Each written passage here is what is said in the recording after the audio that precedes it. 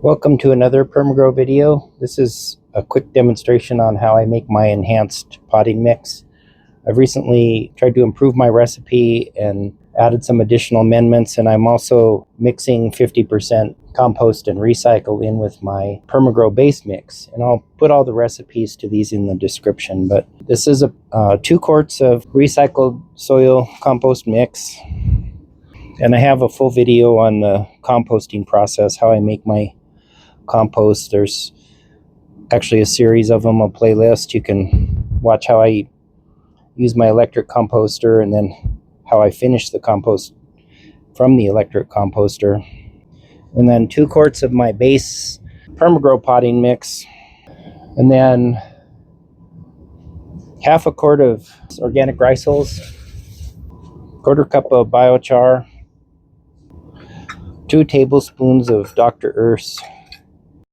And then I'm experimenting now with just adding a little bit more worm casting. I think maybe I haven't been getting quite enough worm casting in my base mix, so I'm going to add a little bit more, another half a cup. So this will be the first batch that I've made that way.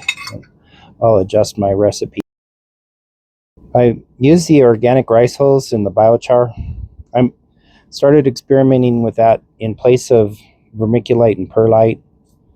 The mining industry has done a real good job at bamboozling consumers into thinking they need to put industrial mining products in their potting soil, but neither vermiculite or perlite contribute biologically to the soil, but biochar does, and it helps with both aeration and water holding, similarly to vermiculite and perlite. And the rice hulls kind of help with aeration, and they'll of course eventually compost down, so I'll have to keep adding additional rice hulls. But this gets me a fully organic potting mix that's everything in there is contributing biologically to the health of the soil.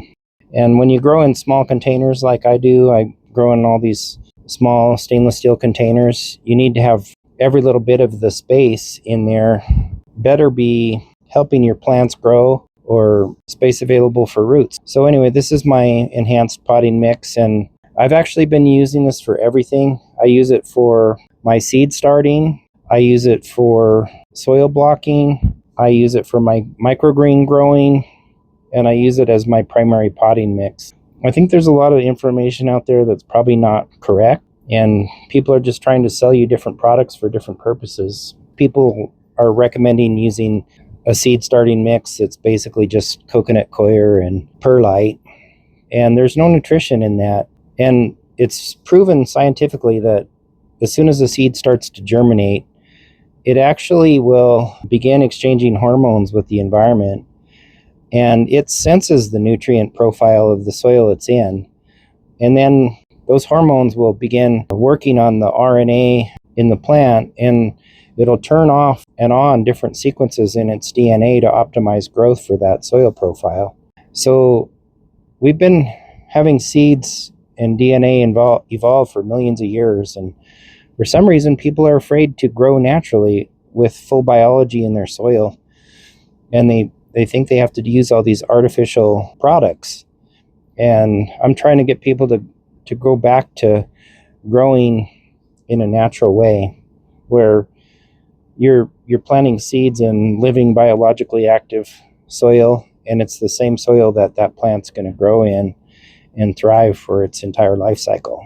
Anyway, that's my potting mix that I use, and I'll put the recipes in the description.